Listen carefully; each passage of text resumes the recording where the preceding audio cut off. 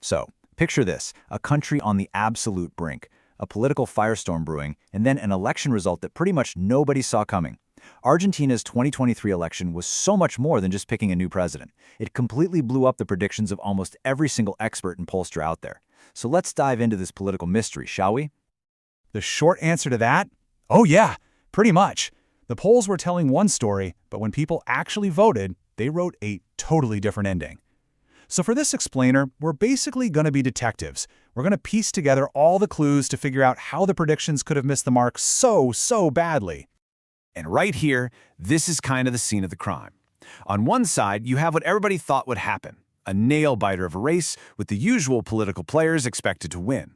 But on the other side, you have the reality. A political outsider, Javier Milei, didn't just win, he absolutely ran away with it. That huge gap between prediction and reality, that's what we're here to unpack.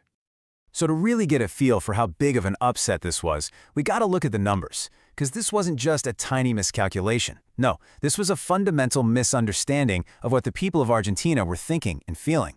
Javier Milei won the final runoff election with over 55% of the vote. Let that sink in. This wasn't a squeaker. It wasn't a close call. It was a decisive, overwhelming message from the people, a result that, if you looked at the polls beforehand, you'd have thought was basically impossible.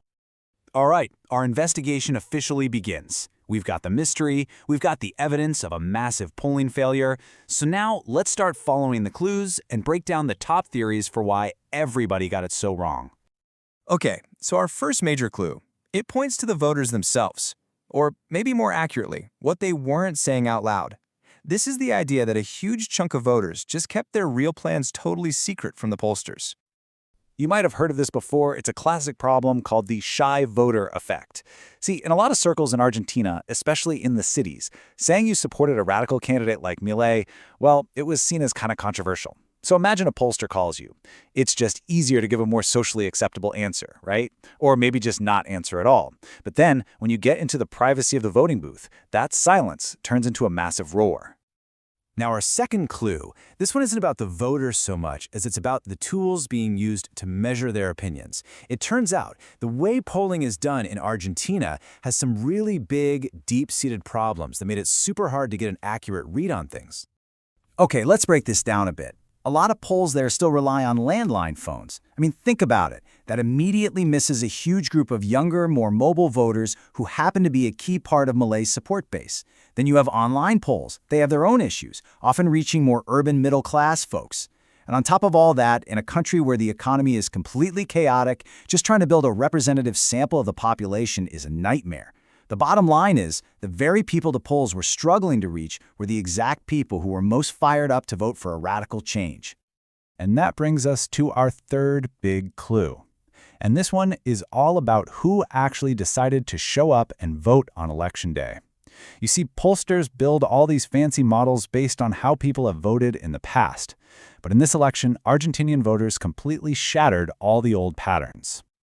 Yeah, so the analysts were expecting voters to be kind of tired and unenthusiastic, but instead, out in the rural areas where people were fed up with politics as usual, turnout absolutely surged for Milei. At the same time, in the big cities where the traditional parties are strong, turnout was a little lower than expected. The pollsters' models, which were built on all this old data, just couldn't see this coming. The political ground had shifted right under their feet, but they were still using old maps. This phrase, it translates to something like "long live liberty, damn it." This became Milei's battle cry, and it perfectly captures this intense, anti-establishment energy that's almost impossible for a standard poll to measure. You know, it's not just a preference you check off in a box. It's a feeling, it's a passion, it's a frustration that those traditional political tools just can't pick up.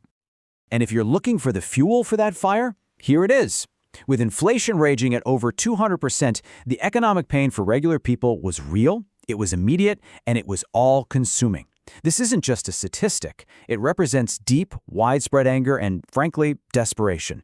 In that kind of environment, people aren't just looking for a new manager, they're looking for a wrecking ball.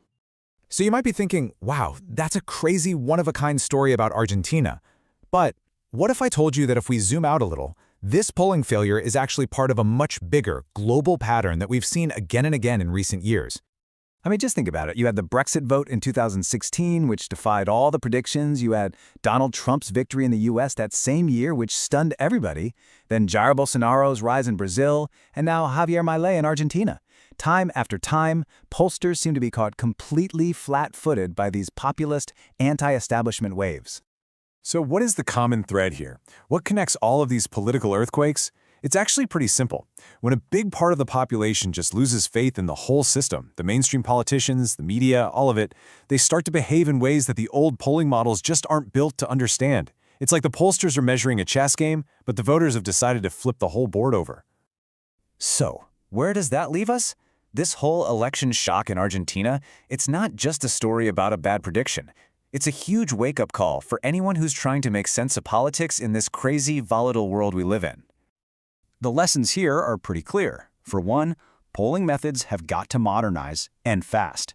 The media also has a huge responsibility to report on polls for what they are. They're just snapshots in time. They're not crystal balls. And maybe most important of all, analysts have to find new ways to actually measure those powerful currents of emotion, of anger, of distrust that seem to be driving politics more than anything else these days. And that really brings us to the final and most crucial point. At the end of the day, you can have all the data, all the models, all the fancy charts in the world, but they're totally meaningless if they don't capture the human element. Argentina's election was a powerful reminder that politics is messy, it's emotional, and ultimately, it's wonderfully unpredictable. Because in the end, it's not the numbers that decide our future, it's the people.